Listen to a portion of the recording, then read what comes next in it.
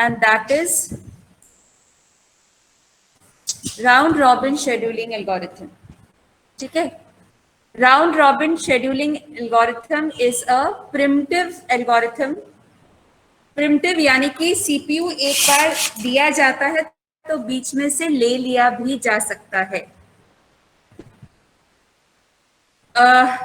Primitive scheduling का हमने जो एक और एग्जांपल किया था that was shortest remaining time, जो कल किया था, मतलब पहले भी किया है बट कल भी डिस्कस हुआ. So shortest remaining time and primitive scheduling are two examples of, and round robin scheduling are two examples of primitive scheduling policies. ठीक है, अब राउंड रॉबिन से पता चलता है कि नाम से पता चल रहा है कि it is something which is going round and round.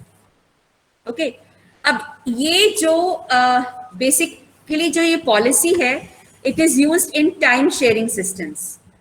आप लोगों को इसका एग्जाम्पल एक बार पहले भी समझा चुकी हूँ कि सीपीयू टाइम जो होता है ना, that is shared amongst all the jobs which are coming in for processing.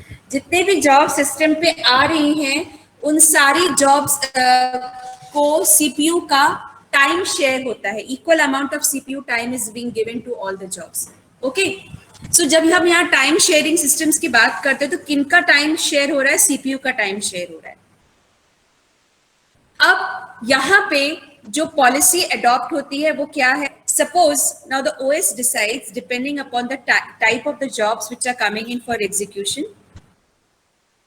Operating system decide करता है कि कितना टाइम हर जॉब को दिया जाएगा. ठीक है, उस पर्टिकुलर स्लॉट को, उस पर्टिकुलर टाइम स्लॉट को बोलते हैं टाइम स्लाइस या टाइम क्वांटम. ओके, स्लाइस जैसे ब्रेड की स्लाइस होती है, पूरी ब्रेड में से एक छोटा सा टुकड़ा जो होता है दैट इज एक स्लाइस ऑफ ब्रेड, राइट. इसी तरीके से जो पूरा एग्जीक्यूशन चलता है आपका सिस्टम का, उसमें एक छोटा सा टाइम जो सीपीयू का एलोकेट हो रहा है किसी पर्टिकुलर जॉब को, उसको बोलते हैं टाइम स्लाइस या टाइम क्वांटम. ये टाइम स्लाइस या टाइम क्वांटम अगर मान लो कि 2 मिलीसेकेंड्स का है तो वो पूरे टाइम तक 2 मिलीसेकेंड्स का ही रहेगा. अगर 5 मिलीसेकेंड्स का है तो वो 5 ही रहेगा. सो यहाँ पर ये जो टाइम स्लाइस है ना, this is allocated to all the jobs जो कि सिस्टम पे आ रही है. अब सपोज ये डिसाइड होता है कि सीपीयू टाइम स्लाइस जो है दैट इज 5 मिलीसेकेंड्स, यानी कि टाइम क्वांटम जो है वो 5 मिलीसेकेंड का है. तो इसका मतलब क्या हुआ कि हर एक जॉब जो आपके सिस्टम पे आ रही है उसको 5 मिलीसेकेंड तो मिलेंगे ही मिलेंगे सीपीयू टाइम. ठीक है, भले ही उसका टाइम, उसका जो बर्स्ट टाइम है यानी कि जो सीपीयू टाइम है वो कितना भी हो, कम हो ज्यादा हो जो भी है, बट अगर मान लो कि 3 जॉब्स हैं J1, J2, J3, इसका है और 11 सीपीयू टाइम है आपकी. ये सिस्टम पे जब आती हैं तो इनको सीपीयू टाइम 5 मिलीसेकेंड का मिलता ही मिलता है. अगर सपोज इसका अराइवल टाइम है 0, 1, 2, तो 0, 1 पे ये वाली जॉब आई तो इसको सीपीयू मिल गया, J1 को सीपीयू मिल गया. कितनी देर तक के लिए? 5 मिलीसेकेंड्स के लिए. क्यों 5? इसलिए नहीं क्योंकि इसका टाइम 5 है, इसीलिए क्योंकि टाइम क्वांटम 5 का है. अगर मान लो ये 5 की जगह मैं 6 कर दूं, आपको कंफ्यूजन होगा इसलिए मैंने इसको 6 कर दिया. अब टाइम क्वांटम कितना है? 5 मिलीसेकेंड्स का टाइम क्वांटम. तो इसका मतलब ये है कि 5 मिलीसेकेंड के लिए J1 को तो सीपीयू दिया ही जाएगा. उसके बाद 5 मिलीसेकेंड के बाद भले ही उसका एग्जीक्यूशन ना खत्म हुआ हो, उसको और सीपीयू टाइम चाहिए, भले ही उसको 1 मिलीसेकेंड और चाहिए, फिर भी क्योंकि टाइम क्वांटम 5 का है तो 5 मिलीसेकेंड के लिए J1 से लेकर अगली जॉब J2 को मिल जाएगा. और J2 को कितनी देर के लिए चाहिए? 9 मिलीसेकेंड्स के लिए, लेकिन 5 मिलीसेकेंड का टाइम क्वांटम है तो J2 को भी 5 मिलीसेकेंड्स यानी 10 तक ही मिलेगा. ठीक है, फिर उसके बाद मिलेगा वो J3 को। J3 को कितना चाहिए?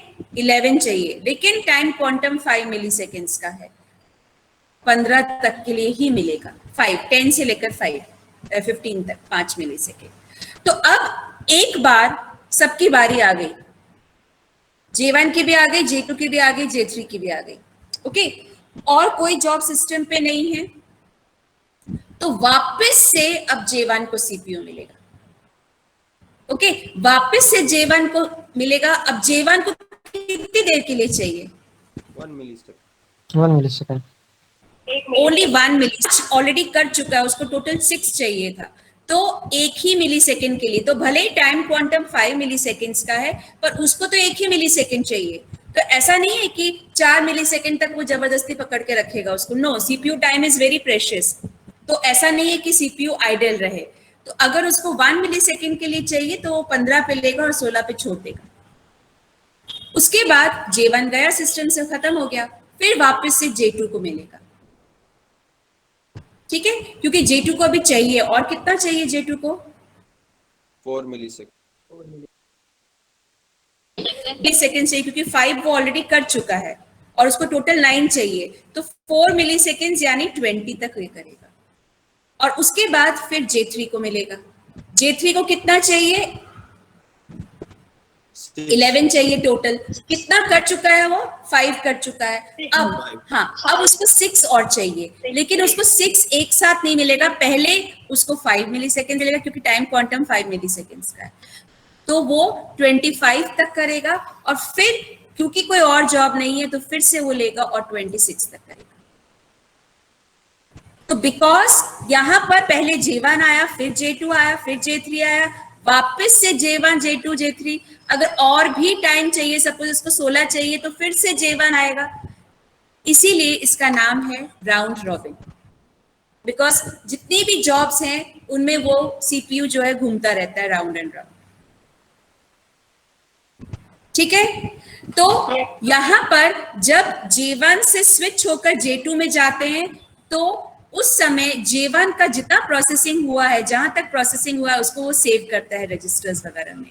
तो इस टाइम को क्या कहते हैं? Time slice. नहीं नहीं नहीं, टाइम स्लाइस तो ये हुई, this is one time slice. ये लिखा हुआ है context switch time. The context switch time. Context switch time में क्या होता है इस दौरान? जल्दी आओ। जॉब 1 में जितना भी एग्जीक्यूशन हो गया वो सेव होता है उतना। हाँ, जॉब 1 का जितना भी एग्जीक्यूशन, हाँ, वो रजिस्टर्स वगैरह सेव होगा। ठीक है, अब अगर आपको याद हो तो जो आपके प्रोसेस स्टेट्स थे, रेडी था, रनिंग था, ठीक है, और ये वेट था। J1 रनिंग है तो यहाँ पर J1 है। अब जब J1 टाइम स्लाइस खत्म हो गया, कॉन्टेक्स्ट स्विच टाइम आया, यहाँ पर टाइम स्लाइस खत्म हो गया, सीपीयू जो है वो J1 से लेकर J2 को दिया जाएगा। तो J1 जो रनिंग स्टेट में था, अब वो कौन से स्टेट में आ जाएगा? वेरी गुड, रेडी स्टेट में आ जाएगा। सो J1 रेडी स्टेट में आ जाएगा और यहाँ J2 आ जाएगा। ठीक है, फिर J2 का टाइम स्लाइस खत्म हुआ, अब सीपीयू J3 को मिलेगा, तो J2 कहां चला जाएगा? रेडी स्टेट में। तो रेडी क्यू जो है वो यहां पर J1 आ गया, फिर J2 आ गया, और अब रनिंग स्टेट में J3 हो जाएगा। नहीं समझ में आया? नहीं आया? अटेंड किया होगा कल का? नहीं, रेडी रनिंग तो बहुत पहले हो चुका है, और मैं आप लोगों को लिंक भी भेज चुकी हूँ कि अगर लेक्चर्स मिस हुए हैं तो यूट्यूब पे देख लो, सारा कुछ है। तो भी समझ में नहीं आ रहा है? मेरे ही है ना, मेरा ही देखा था ना यूट्यूब पे। हाँ, तो फिर अगर आपका मिस हो जाए, आपका न्यू एडमिशन है ना, आप कहाँ से आए हो? हाँ, पीरी पंड्या वाले हो ना, तो आप वहां कहाँ तक हो गया है? ये यूनिट स्टार्ट हो गया है ना, ये सब हो चुका है वहां पे? ओके, ठीक है। तो फर्स्ट यूनिट के नोट्स आप मुझसे ले लेना, और सेकेंड यूनिट का जितना भी आपका ये है अभी तक जितना भी चला है, वो जो लिंक्स हैं वो मैं आपके साथ शेयर कर दूंगी, आप वहां पर देख लेना, ठीक है। So this is the basic concept about round robin. समझ में आया ये? Yes ma'am. Yes ma'am. देर से आए हो क्यों? क्या नहीं, देर से तो आए हो। ओके चलो अभी एक सम करते हैं, तो फिर आप लोगों को समझ में भी साथ साथ आ जाएगा। ओके राउंड रॉबिन जो है, जब भी आपको राउंड रॉबिन का सम दिया जाएगा ना, तो आपको हमेशा हर एक क्वेश्चन में टाइम स्लाइस दी जाएगी। ओके टाइम स्लाइस या टाइम क्वांटम, कुछ भी टाइम स्लाइस हमेशा दी जाएगी। तो अगर आपको क्वेश्चन में टाइम स्लाइस दी गई है ना एग्जाम में, तो वो सिर्फ राउंड रॉबिन के लिए, तो कंफ्यूज मत होना। आपको वो एसआरटी भी पूछ सकते हैं, एफसीएफएस भी पूछ सकते हैं, एसजीएन भी पूछ सकते हैं, लेकिन टाइम स्लाइस अगर दी हुई है तो वो सिर्फ राउंड रॉबिन के लिए दी हुई है। तो कंफ्यूज मत होना कि टाइम स्लाइस वहां पर कहाँ यूज करना है, वहां पर नहीं यूज करना। टाइम स्लाइस सिर्फ आपकी राउंड रॉबिन में यूज होती है। ओके अब राउंड रॉबिन एल्गोरिथम ये प्रिमिटिव एल्गोरिथम है, यानी कि सीपीयू बीच में ले लिया जाएगा।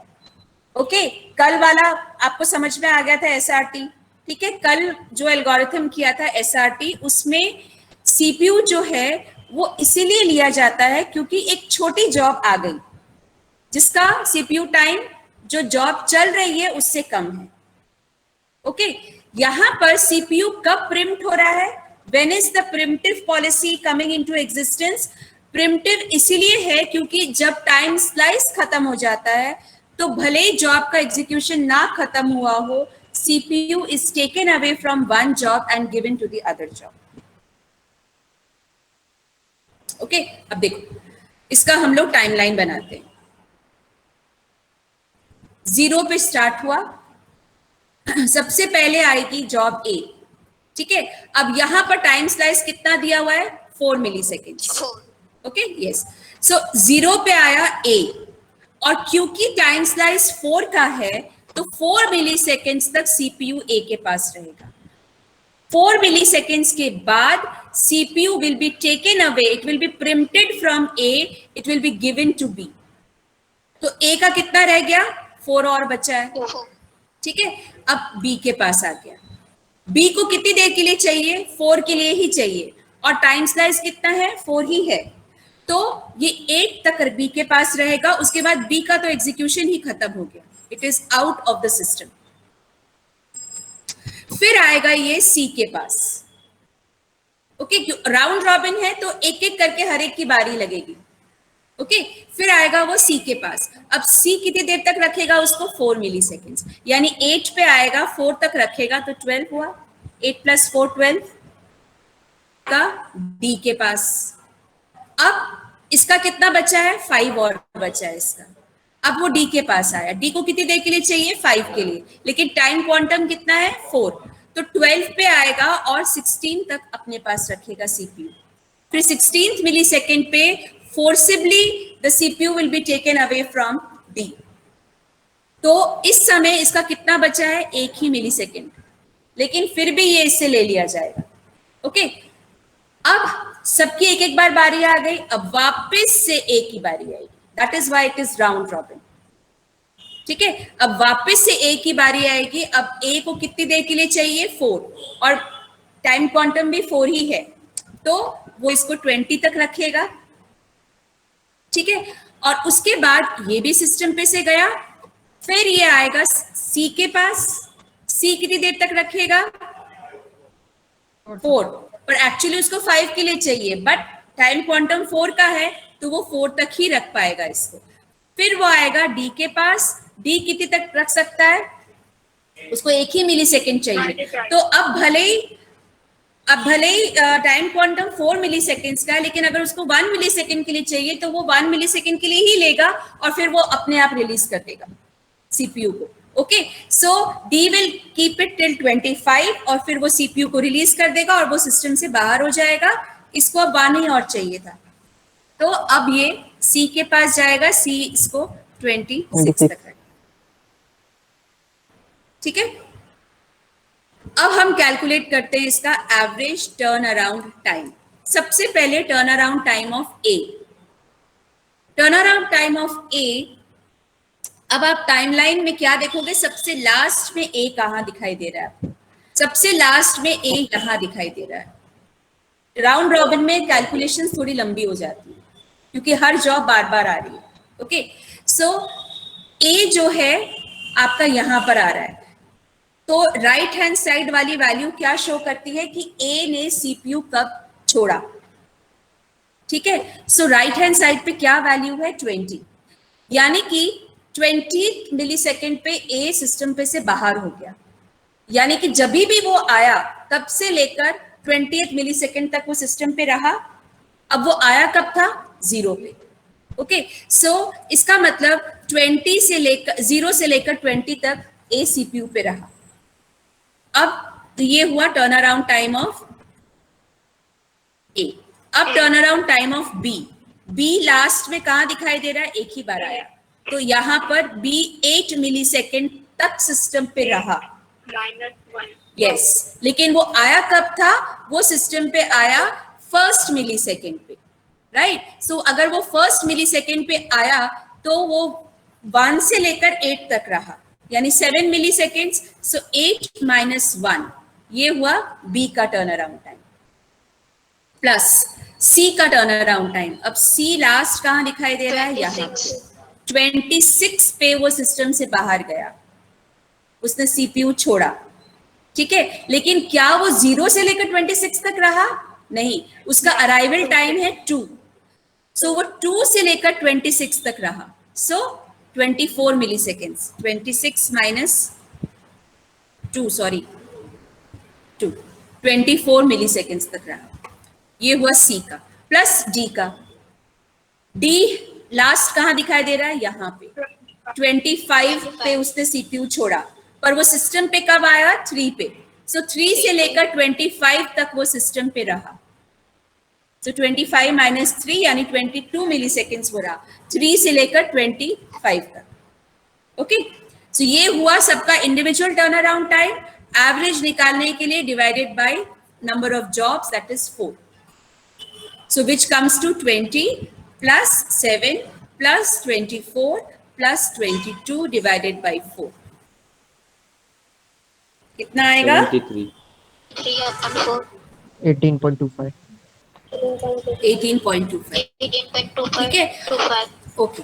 अब जब आप इसको कंपेयर करोगे ना बाकी से, तो हो सकता है कि ये एसआरटी से ज्यादा है।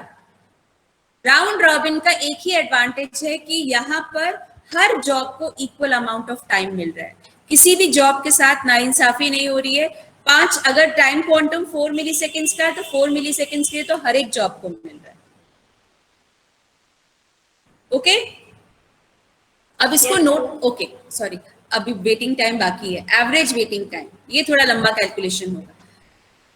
अब यह कितनी बार आ रहा है? 2 बार, तो 2 बार कैलकुलेशन करनी पड़ेगी। सो इनिशियली ए ने कितना वेट किया? कब मिला उसको सीपीयू? लेफ्ट साइड वाली वैल्यू देखो, 0 पे आया। कब था? 0 पे। इसका मतलब उसको आते ही सीपीयू मिल गया, तो शुरुआत में तो उसने बिल्कुल भी वेट नहीं किया। फिर उसके बाद उसने सीपीयू कब छोड़ा? 4 पे छोड़ा, और वापस से सीपीयू कब लिया? राइट साइड वाली वैल्यू 16 पे लिया। 16। ठीक है, तो 4 पे उसने छोड़ा और 16 पे लिया, यानी 12 मिलीसेकंड का गैप आया। वेट किया उसने सीपीयू के लिए। 3 - 4, ये हुआ total waiting time of A, plus waiting time of B. अब बी एक ही बार आ रहा है तो छोटी सी कैलकुलेशन होगी। Waiting time of B, B को सीपीयू कब मिल रहा है? 4 मिलीसेकंड्स। आया कब था वो? 1 पे आया था।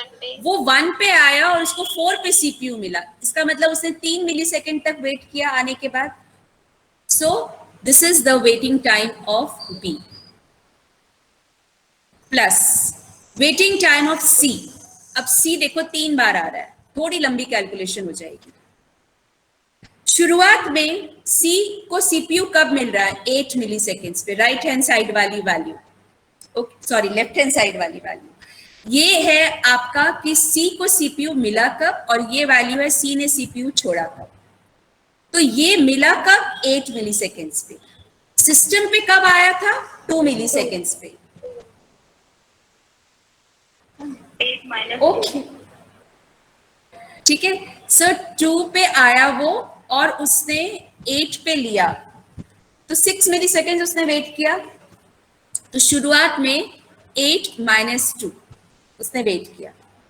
उसके बाद ये तो चलो हो गया, अब उसने सीपीयू कब छोड़ा 12 पे, 12 पे छोड़ा और वापस से कब लिया 20 पे। तो इतनी देर तक उसने वेट किया 12 से लेकर 20 तक, जितनी देर में डी और ए का एग्जीक्यूशन चला। सो 20 माइनस 12, सो ये भी होगा इसी किया उसने। फिर उसके बाद उसने 24 पे सीपीयू छोड़ा और वापस से कब लिया 25 पे, only 1 millisecond. So 25 minus 24 time of C, शुरुआत का, फिर दोबारा उसने वेट किया और फिर तीसरी बार उसने वेट किया।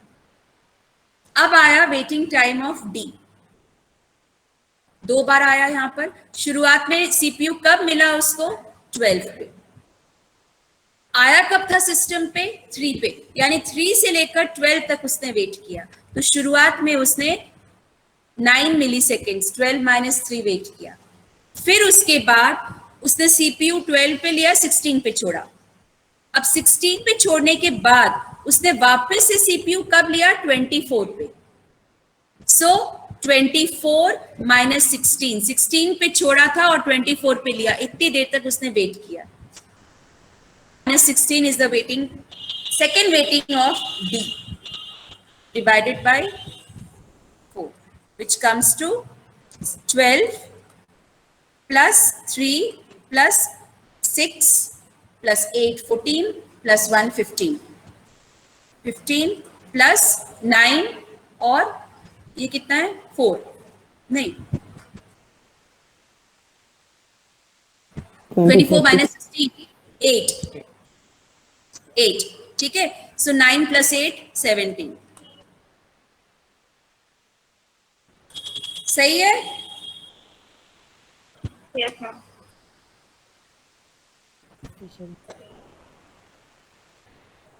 47/4 कितना 47 47. ओके सो कितना आ रहा है 11.75 11.75 वेटिंग टाइम।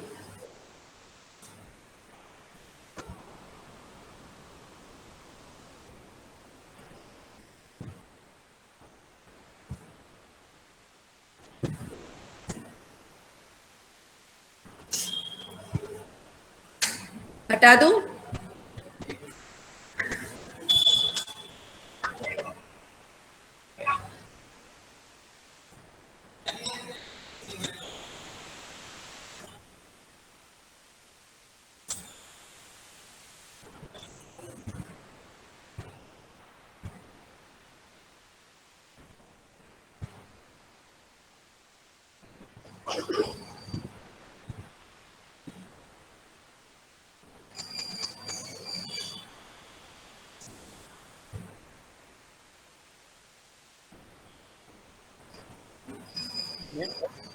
हाँ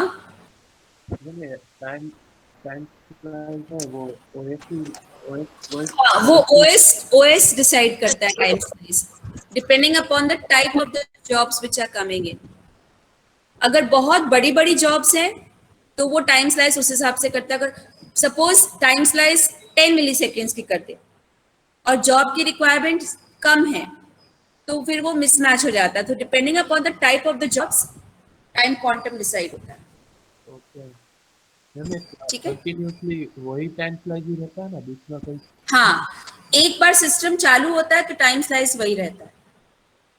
ओके अगर मान लो कि टाइम, ये हटा दो, अगर मान लो कि टाइम स्लाइस बहुत छोटा है,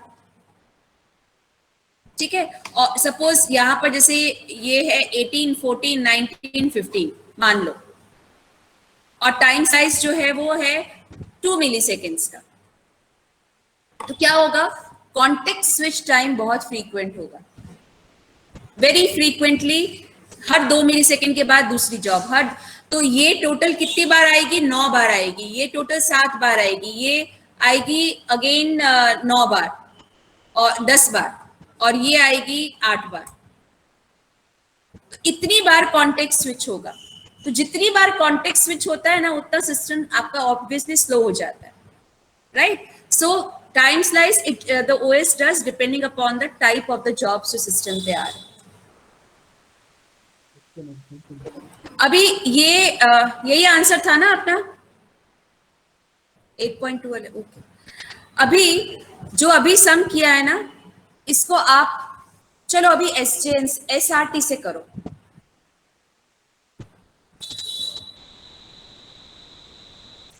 शॉर्टेस्ट रिमेनिंग टाइम प्रिमिटिव जो है,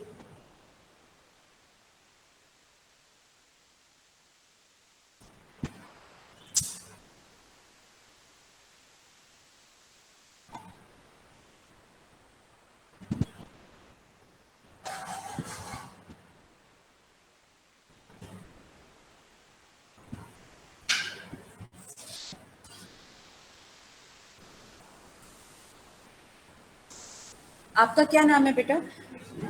कृष्णा। हाँ, तो आपने अपना नंबर दिया है ना शिवानी मैम को, तो मैं आपको डायरेक्टली लिंक भेज दूंगी।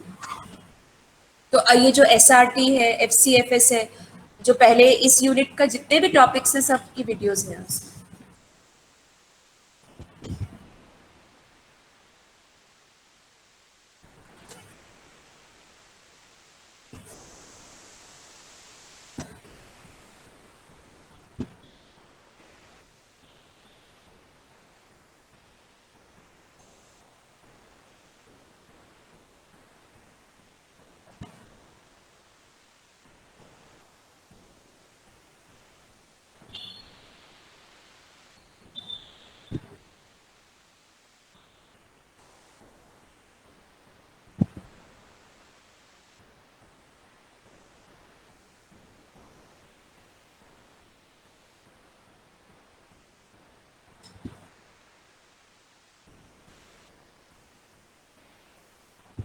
टाइम स्लाइस, ये सॉरी, एसआरटी में टाइम स्लाइस का कुछ मत करना, ओके? टाइमलाइन बन गई? आप तो 2 कल थे यहाँ पे, आप दोनों तो कल थे प्रेजेंट यहाँ पे, फटाफट बनाओ।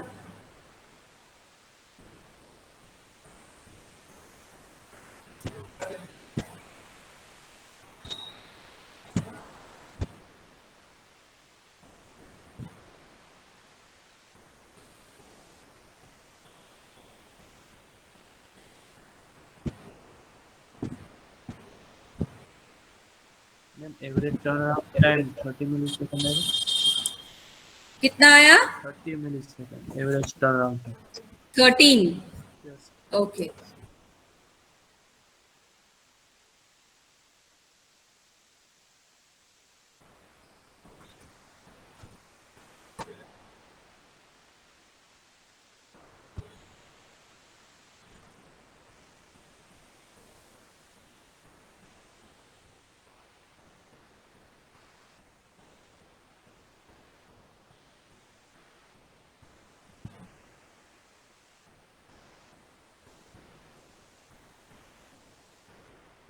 गर्ल्स, नहीं बनी टाइमलाइन?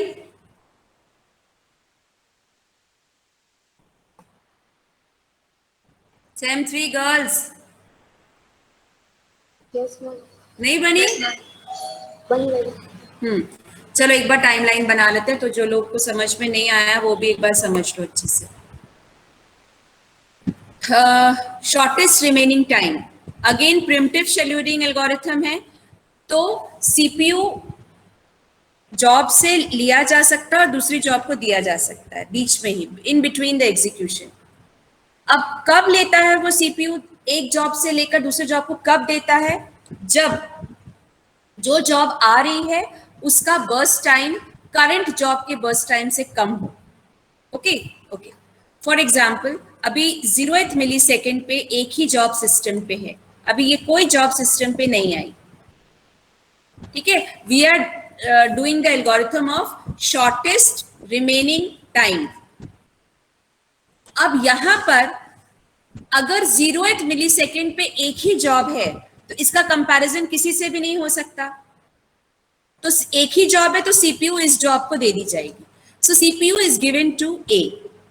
अब ए अपना एग्जीक्यूशन शांति से कब तक करेगा? जब तक अगली जॉब नहीं आती। और अगली जॉब सिस्टम पे कब आ रही है? 1st मिलीसेकंड, 1 मिलीसेकंड से लेकर 1, ओनली 1 मिलीसेकंड तक इसने अपना एग्जीक्यूशन किया। तो अगर 1 मिलीसेकंड तक किया तो बचा कितना है? 7 हो गया, बचा है 7।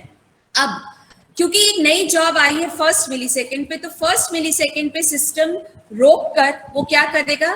दोनों जॉब्स का सीपीयू साइकिल टाइम कंपेयर करेगा कि छोटी जॉब कौन सी है। अब इस केस में छोटी जॉब है B, so the CPU will be taken away from A, it will be preempted from A and it will be given to B. तो अब B जो है अपना एग्जीक्यूशन कब तक कंटिन्यू करता है? जब तक अगली जॉब नहीं आती। और अगली जॉब कब आ रही है? अगली जॉब आ रही है 2nd मिलीसेकंड।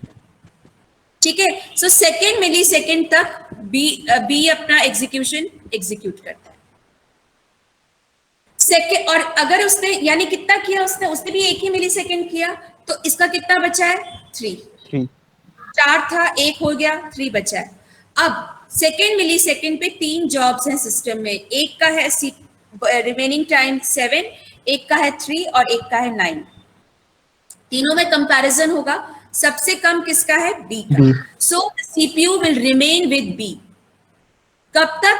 जब तक अगली जॉब नहीं आती। अब अगली जॉब कब आ रही है? 3rd मिलीसेकंड पे।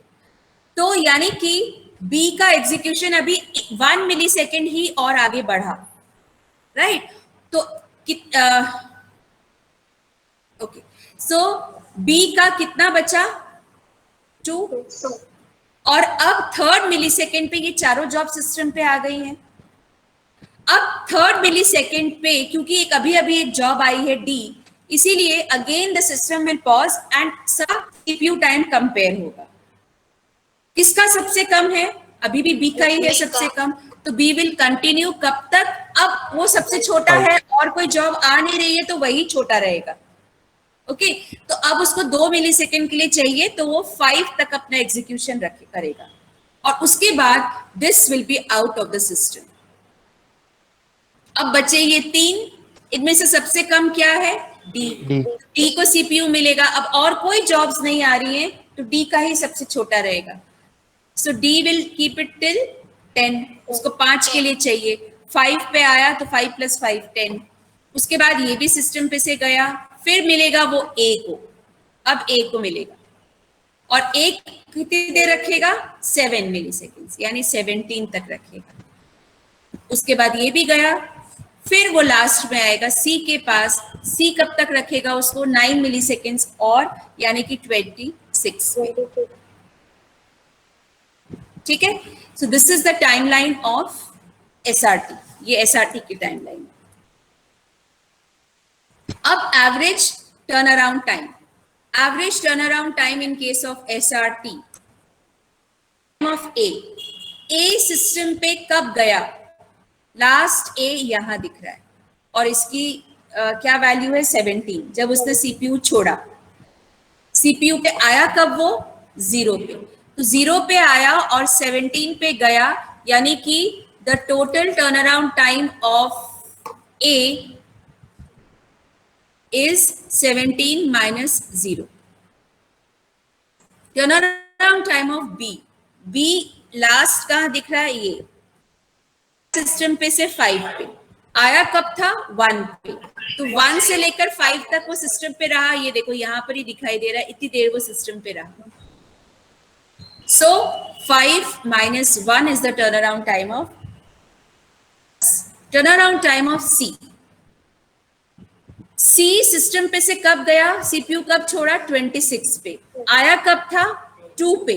सो 2 से लेकर 26 तक वो सिस्टम पे रहा। सो 26 minus 2। कब गया सीपीयू पे से? 10 पे। आया कब था? 3 पे। सो 10 minus 3 divided by 4, which comes to 18 plus 4 plus 24 plus 7.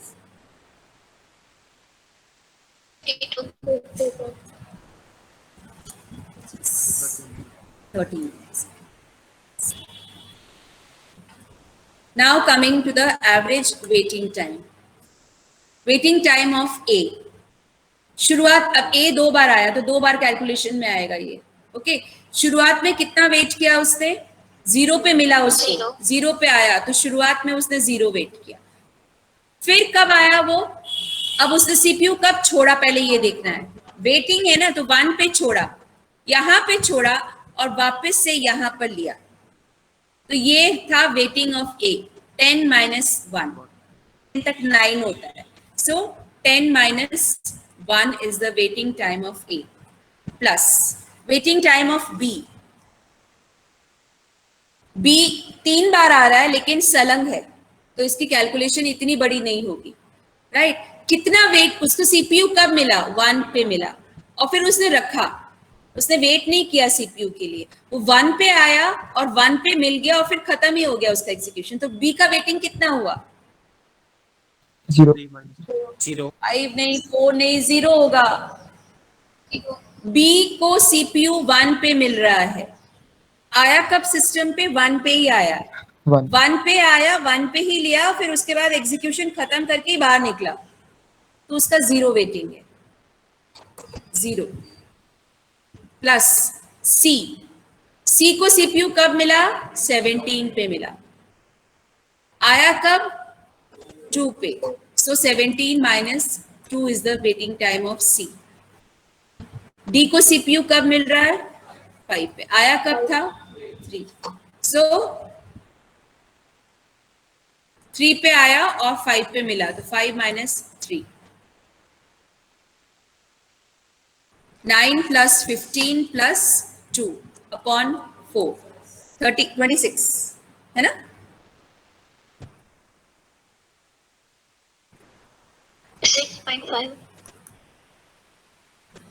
ठीक है. सो इसका वेटिंग है 6.5. तो देखो ये उसका इससे कम है एसआरटी का और ये भी कम है. मैंने आपको पहले ही कहा था एसआरटी बेटर होगा परफॉर्मेंस वाइज, लेकिन राउंड रॉबिन में सबको इक्वल अमाउंट ऑफ टाइम मिल रहा है. Ma'am, okay.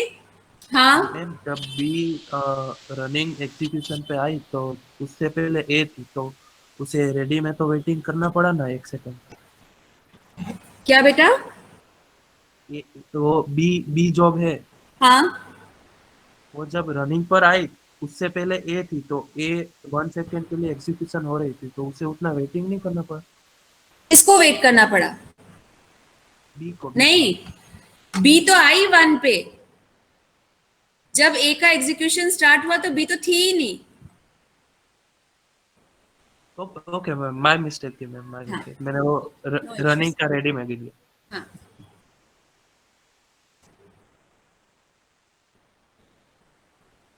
अब ये तीनों सम्स नोट करो. पहले ये वाला करो, अभी करो ये वाला.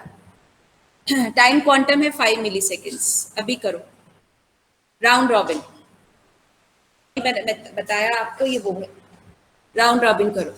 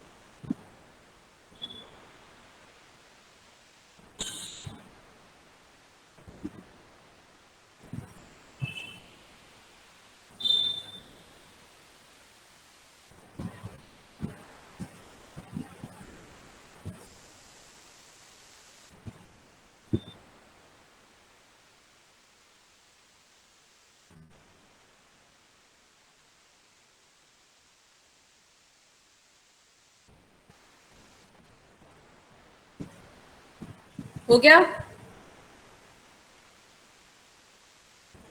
टाइमलाइन बनी? Yes ma'am.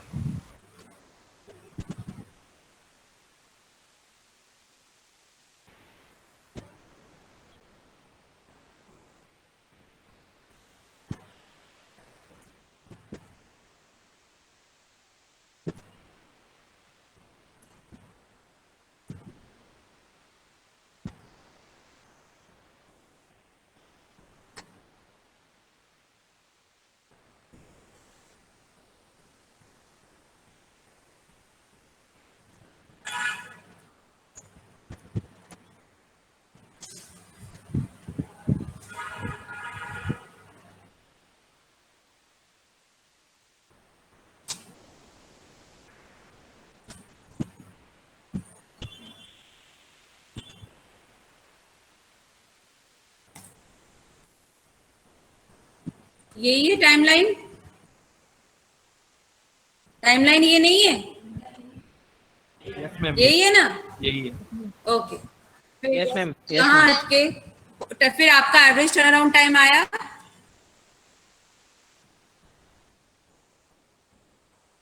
milliseconds. 25 मिलीसेकंड। 25।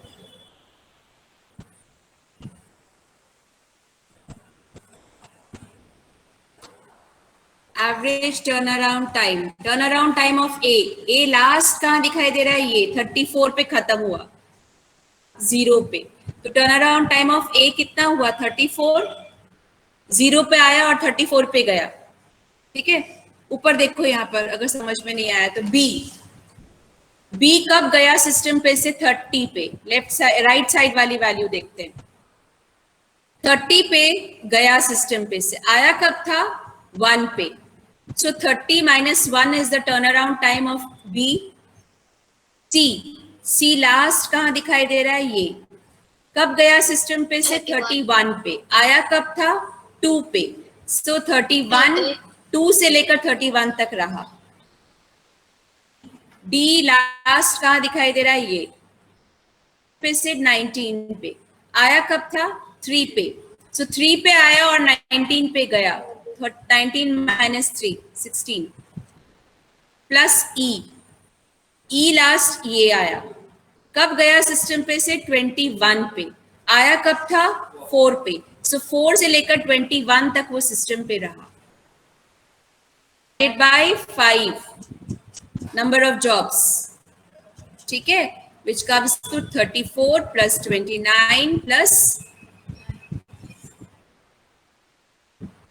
29।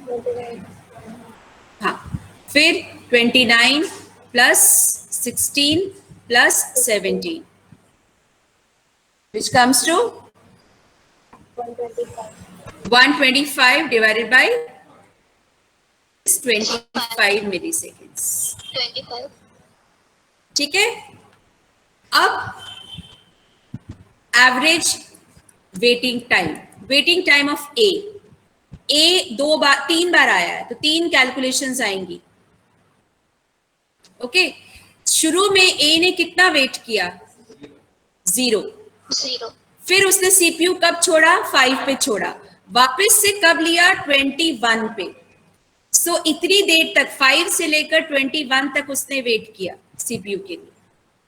फिर उसके बाद 21 पे अगर लिया तो फिर छोड़ा कब? 26 पे। और वापस से कब लिया? 31 पे। सो 26 पे छोड़ा। हाँ, 31 - 26 ये हुआ waiting time of A plus waiting time of B initially कब मिला सीपीयू? 5 पे।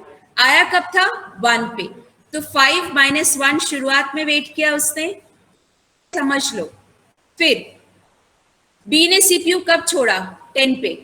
वापस से कब लिया सीपीयू? 26 पे -10।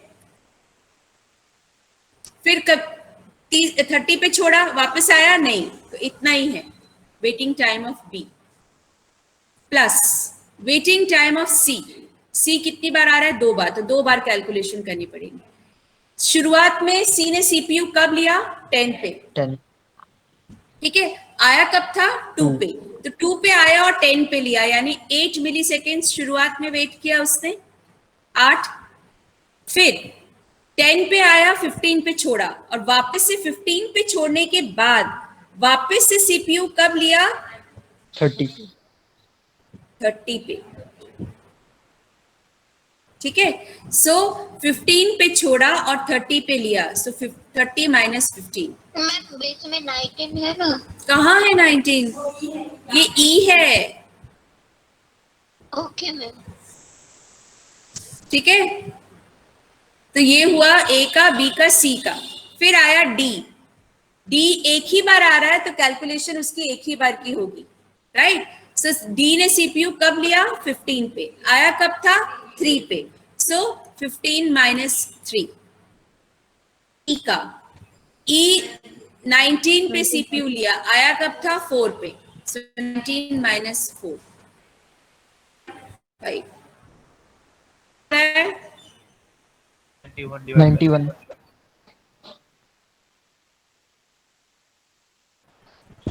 18.2 हाँ 18.2 18.2 18.2, ठीक है।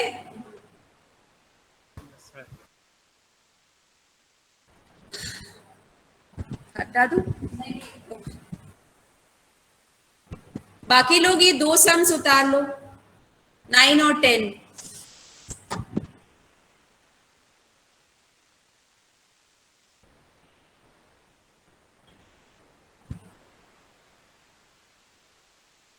हेलो मैम, हाँ मेरा एक फ्रेंड पीडी पंड्या में, वो अपनी एलजे कॉलेज में आना चाहता है, तो उसके लिए क्या प्रोग्रेस है?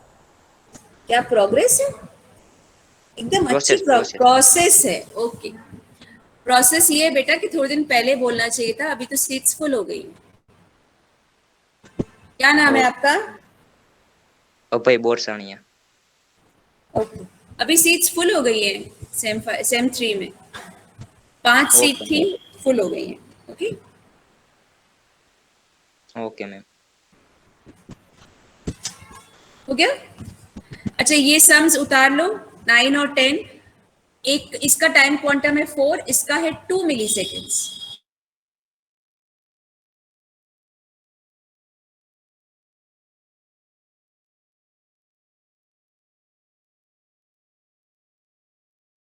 करोगे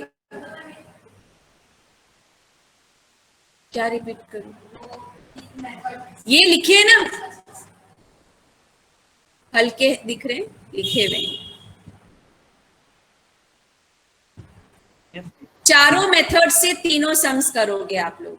कल लेक्चर नहीं है आपका, तो 2 दिन की छुट्टी आपको है मेरी तरफ से, छुट्टी नहीं है मतलब मेरा लेक्चर नहीं है, ओके। सो 2 दिन का टाइम है आपके पास, ये तीनों सम्स करने हैं आपको। एंड अगेन, जिनको अभी भी क्लैरिटी नहीं आई है, क्लास में पूछोगे तो आज भी मैंने कोशिश की कि मैं एसआरटी फिर से दोबारा लिया मैंने, और अगर फिर भी ना समझ में आए, अगेन आपको लिंक्स ऑलरेडी भेजी हुई हैं, तो आप लिंक पे जाकर देख सकते हो। बुक नहीं है बेटा, मैंने आप बुक है आपकी टेक्स्ट बुक जो है सिलेबस में दी हुई है, पर मैं आपको पहले भी बोला कि मैं आपको नोट्स दूंगी, that is more than sufficient. उसके अलावा आपको बुक रेफर करने की कोई जरूरत नहीं है, आपकी मेरी गारंटी है। मैं आपको आज इसके नोट्स भी भेज दूंगी, क्योंकि ये यूनिट आपका खत्म हो गया है, तो अभी मंडे को अगेन हम सिर्फ प्रैक्टिस ही करेंगे, राइट। अभी मंडे को हम प्रैक्टिस करेंगे, मंडे को हो जाएगी, आज 6 तारीख है, 7, 8, 9 तारीख, तो आप मंडे, ट्यूसडे, वेडनेसडे, थर्सडे को आपका टेस्ट है सेकेंड यूनिट पे। मैं आपको असाइनमेंट्स भी भेज दूंगी और नोट्स भी भेज दूंगी, वीडियोस ऑलरेडी लिंक शेयर कर चुकी हूँ, ओके। सो थर्सडे को आपकी इस यूनिट पे टेस्ट है। मैम सम्स होंगे। Okay ma'am. अब क्या होंगे ये तो वक्त ही बताएगा, एमसीक्यू है, ठीक है। तो आपको नोटबुक लेकर तो बैठना पड़ेगा, एंड ऐसा हो सकता है जैसे आपको ये सम दिया हुआ है, ठीक है, और आपको 3-4 आंसर्स दिए हुए, आपको करेक्ट आंसर पे क्लिक करना। Hello ma'am. हेलो। हाँ एक सेकेंड देखो जो नोट्स भेजूंगी ना आपको उसमें कुछ सम सॉल्व होंगे, सारे सॉल्व नहीं है। ओके, इसीलिए तो हम क्लास में करते हैं ना, क्लास में सब करते हैं। और ये जो आपको अभी मैंने सम्स दिए, ये चारों मेथड से आप मंडे को अगर आओगे, आप जो भी सम बोलोगे हम वही सम चारों मेथड से क्लास में करेंगे। ठीक है, अगर मैं आपको 50 सम्स भी करके दे दूं ना, तो वो 50 में से तो फिगर्स तो अलग होंगे ही एग्जाम में, so it is of no use. तो जितनी प्रैक्टिस करोगे उतना सीखोगे। और इसीलिए मैंने आप लोगों को पहले ही कहा था कि जो भी आप कर रहे हो सम्स, वो नोटबुक रखना अपने पास ताकि आपको समझ में आए। हाँ क्या पूछ रहे हो? हेलो मैम, मेरा न्यू एडमिशन था तो कैसे करूं मैं? न्यू एडमिशन है तो आप ये यूनिट का तो आपको वीडियोस मिल जाएंगे, पुराने यूनिट के आप नोट्स देख लेना, फिर आपको कुछ भी समझना हो तो आप कॉलेज पे आ सकते हो। हाँ ओके। ठीक है, हाँ ओके।